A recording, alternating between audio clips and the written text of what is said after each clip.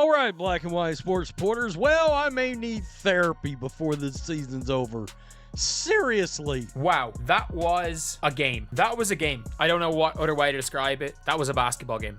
My God. Stephanie White, what are we gonna do? What are we doing? Is Caitlin Clark going to play off the ball this much all season long? It was billed as just another regular season clash, but by the final buzzer, even the most seasoned WNBA fans were left wondering what they had just witnessed. The Indiana Fever's latest game didn't unfold like a typical victory. It spiraled into something closer to chaos. A win is a win, I guess. A win is a win. That was a sport that vaguely resembled basketball. I gotta tell you, there were a lot of things about this game in general tonight that was painful. You know what? Sometimes you have to win ugly. Sometimes you have to win ugly. And that was it. From baffling referee calls and suffocating physicality to star players struggling in ways fans hadn't seen before, this matchup with the Atlanta Dream became an unfiltered look at a team teetering between promise and pandemonium. At the center of the storm stood Caitlin Clark, who endured the roughest outing of her professional career. Meanwhile, Natasha Howard engineered a stunning turnaround, and Sophie Cunningham played like she'd been holding a grudge all season long. There is one thing that is very clear, and we talked about this. Sophie Cunningham is absolutely going to be a spark plug for this team. And I have to say, the Indiana Fever won ugly,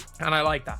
I like that. It was a rough night for Caitlin Clark. This is why the Fever signed Natasha Howard. Like, that was a good defensive game for her. And she stepped up when not many others did. It was an ugly damn game. Natasha Howard bounced back.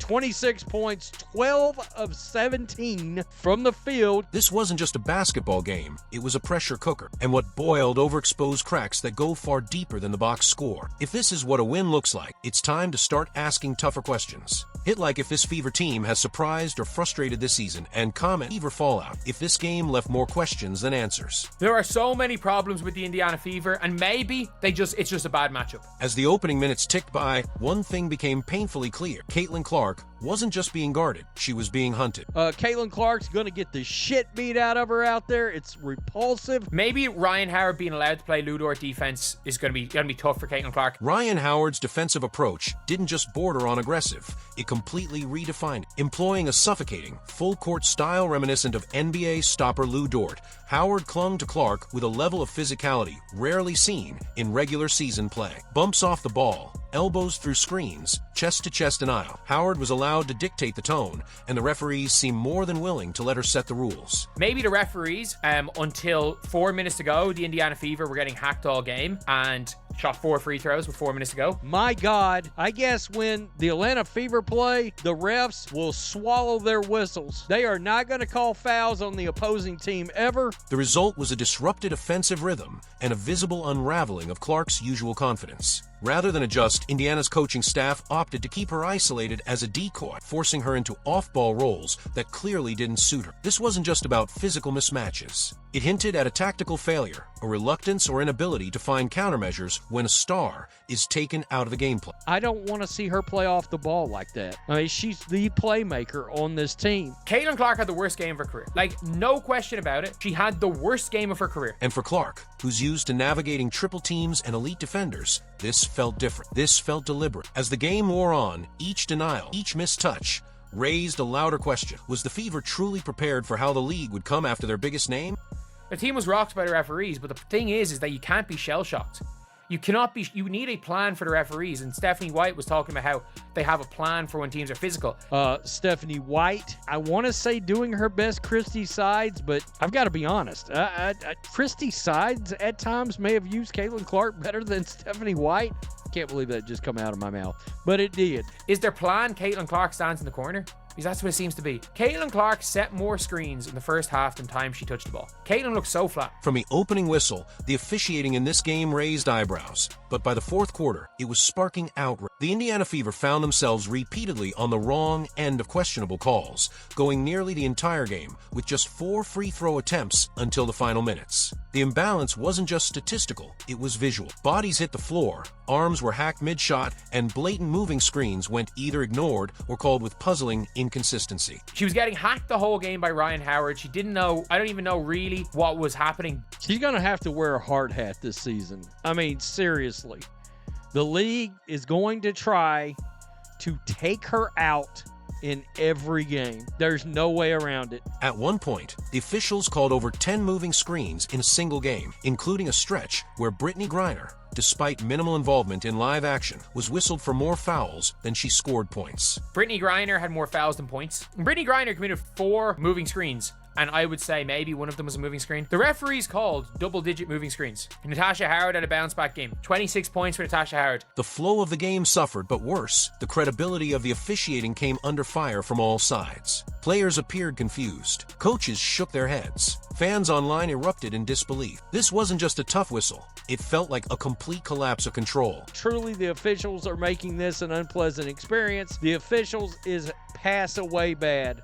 The officials were god-awful. And in a league pushing for higher visibility and credibility, moments like this don't just affect one game. They ripple across the season, creating doubt and frustration that linger far longer than the final score. For the Fever, the victory now came with an asterisk, earned not in rhythm, but in survival. While chaos swirled around her, Natasha Howard delivered a performance that not only stabilized the Indiana Fever, but might have redefined her role within the team. Natasha Howard is the Michael Jordan and Alyssa Smiths, yes. When things are going well, you're going to get your recognition. That was an incredible game for Natasha Howard.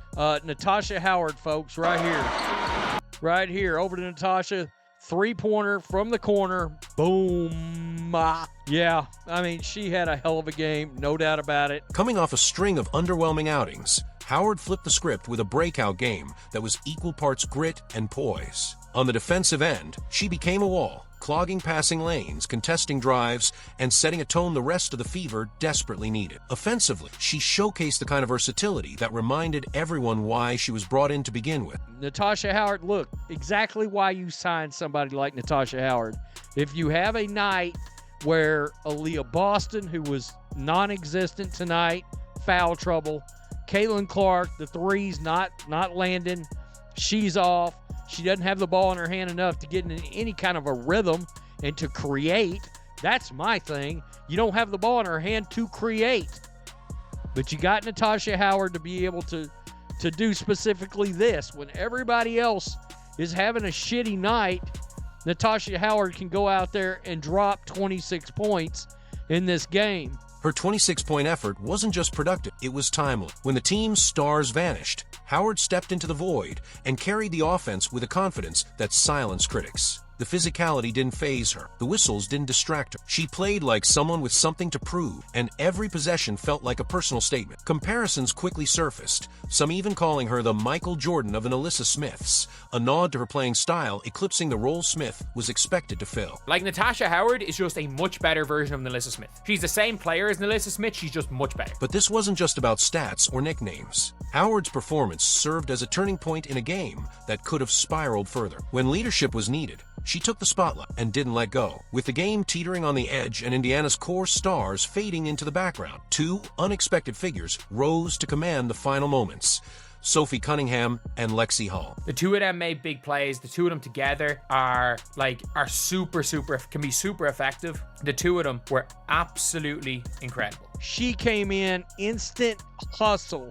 Lexie Hall, instant hustle. The 3 standout players were Lexie Hall, Sophie Cunningham, and Natasha Howard. They didn't just contribute, they seized control of the clutch. Possession after possession, it was either Cunningham crashing the boards or Hull chasing down loose balls like the game depended on it, because it did. Cunningham, in particular, showcased a fiery intensity that ignited the Fever's late game identity. Her ability to shift between defender, shot maker, and emotional leader transformed a team that looked flat for 3 quarters into one that clawed its way to the finish. Sophie Cunningham was the game changer. She was the game changer down the stretch. Oh, let's take a look at a couple of things that happened in the game. What a painful game. Guys, it was a win, and it was a painful game to watch. I won't kid you. Here we go, right here. Caitlin gets it back, Clark, tries to send it over. Pass over to Sophie Cunningham. Booyah. To go. With the 3. That right there was her first ever bucket as an Indiana Fever player. Her on the defensive end, she made timely plays. She hit big shots. She got big boards. Almost every big play was made by one of Sophie Cunningham or Lexie Hall. Hull, often the quiet piece in Indiana's rotation, made her presence felt through instinctive cuts, smart positioning, and relentless hustle. When the big names weren't producing, It was this duo that stepped into the spotlight and demanded the moment. Their chemistry was undeniable. Each seemed to anticipate the other's movements, leading to a series of game-saving sequences that turned the tide. In a game marred by chaos, it was the steady hands of two role players that ultimately made the difference. Defense to offense, Sophie Cunningham. She really was a spark plug tonight, like I said. There she is with the steal, and she's going to pull up way downtown. Boom. I mean, nice stuff from Sophie Cunningham, no doubt about it. Lexie and Sophie Cunningham, they bring in energy. Sophie Cunningham is your Swiss Army knife. Sophie Cunningham is going to be the difference maker. The stars may sell tickets, but this night belonged to the grinders. And for the Fever, it couldn't have come at a more critical time. There was no sugarcoating this one. Caitlin Clark delivered the most underwhelming performance of her professional career. From the opening minutes, nothing felt right. Her shots didn't just miss. They clanged off the rim in ways that made the crowd wince. Her body language betrayed her frustration. At one point, Clark had more screen assists than shot attempts, relegated to a role far beneath her talent. Defenders hounded her for 94 feet, and the contact she endured went mostly uncalled. But it wasn't just about officiating. The timing on her passes was off, her drives lacked explosion, and her signature long-range bombs felt forced and flat. Even at the free throw line, a hallmark of her consistency, she stumbled, finishing just 3 of 5. Coaches tried to mask the struggle by using her as a decoy, but the strategy only magnified her invisibility. By the end of the third quarter, murmurs grew louder. Was she rattled? Was she hurt? Or was this just the harshest welcome yet to the physical grind of the WNBA? Then, in a twist of irony, her worst game delivered one of her finest plays. With under a minute left and the game in the balance, Clark delivered a lightning-quick pass to Aaliyah Boston for the go-ahead bucket. It was a glimmer of her court vision, but one that couldn't erase the preceding quarters of struggle. For most of the game, Aaliyah Boston was a ghost. The 2023 Rookie of the Year, usually a foundational force in Indiana's frontcourt, barely registered on the stat sheet or in the flow of the offense. She was quiet on rebounds, uninvolved in scoring opportunities, and seemed to step slow on switches. Whatever rhythm she typically brings to the Fever was absent, and for nearly 4 quarters, she played like a shadow of herself. But basketball has a way of distilling entire performances into a single, critical moment, and Boston seized hers with seconds left. After a broken play left the Fever scrambling, Caitlin Clark drove to the rim and drew the defense just enough to thread a no-look pass into Boston's hands. What followed was instinctual, a fake, a pivot, and a soft finish through contact. It wasn't flashy, but it was monumental. In a game where Boston had been largely invisible, that one possession reasserted her value, not as a highlight machine, but as a closer. It was a defining moment in an otherwise forgettable outing, and one that spared the Fever from the kind of post-game scrutiny that a loss would have unleashed. The question now is whether that final act can reignite Boston's presence moving forward, or if her early season inconsistency will remain an issue. While the scoreboard showed a Fever victory, the spotlight quickly shifted to head coach Stephanie White, and not for the right reasons. Throughout the game, her offensive schemes looked disjointed, especially when Caitlin Clark was being face-guarded into irrelevance. Rather than adjusting the game plan to free up her star guard, White left Clark stranded in the corner, functioning more as a decoy than the offensive engine she's known to be. It wasn't the first time this happened either. Patterns have begun to emerge, with Clark being neutralized in similar fashion just 2 games prior. Fans and analysts alike have started asking how much grace White deserves when the team's most explosive scorer is being so easily taken out of rhythm. Defensively, the Fever have improved under her leadership. There's no denying that. The team is grittier, more physical, and tougher at the rim. But offense remains a glaring question mark. Her rotations were puzzling. Her late-game sets lack variety, and her hesitancy to adapt on the fly is now under intense scrutiny. When Clark is denied the ball, the offense stalls. And when the offense stalls, the pressure inevitably turns to coaching. If these issues persist, the narrative may shift from rookie growing pains to systemic failure at the top. In the aftermath of Indiana's turbulent win, a lingering question has emerged among analysts and fans alike. Were the Fever prematurely crowned contenders? Their dominance showing against a disjointed Chicago Sky team painted a picture of progress, possibly even resurgence. But hindsight reveals a more sobering truth. That Sky squad was already unraveling, missing key pieces, and stripped of the intensity brought by now-absent players like Chindi Carter. The Fever's lopsided victory may have been more mirage than milestone. Against the Atlanta Dream, a team known for defensive tenacity and physical play, Indiana looked overwhelmed for stretches. Their offense sputtered, their stars shrank, and their supposed edge from the Chicago win vanished the moment they met real resistance. What's worse, the same problems that plagued them in preseason: poor spacing, limited playmaking beyond Clark, and questionable late-game decision-making resurfaced with uncomfortable clarity. For a roster brimming with talent on paper, the on-court product remains wildly inconsistent. This game didn't just expose flaws, it cast doubt on whether this team is built to weather the kind of physical, grinded-out contests that define playoff basketball. The hype may have come early, but the reckoning is here. And if they're going to live up to the billing, it'll take more than a gritty win to silence the growing skepticism. As the final buzzer echoed and the Fever walked off the court with a narrow win, the mood wasn't triumphant, it was tense. Yes, a win is a win, but this one came with an asterisk. The Indiana Fever survived more than they conquered. They outlasted poor officiating, withstood a defensive ambush on Caitlin Clark, and leaned on unexpected heroes to drag themselves across the finish line. But beneath the celebration lies a harsh reality. The problems that haunted them all night are not going away. If anything, they've been spotlighted on the biggest possible stage: the disjointed offense, the failure to protect their star guard, the alarming inconsistency from players expected to lead. All of it now sits under a magnifying glass. And it's not just fans who are noticing. Other teams are watching, planning, and preparing to replicate the Dream's blueprint. This wasn't just a gritty, ugly win, it was a siren. If the Fever don't evolve, if the coaching staff doesn't make the necessary adjustments, and if Clark continues to be left stranded, this team will struggle against elite opposition. The potential is undeniable. The effort is there, but potential means nothing without execution. And as this game proved, one miracle pass or hustle play won't always be enough. The Fever escaped with a win, but next time, they may not be so lucky.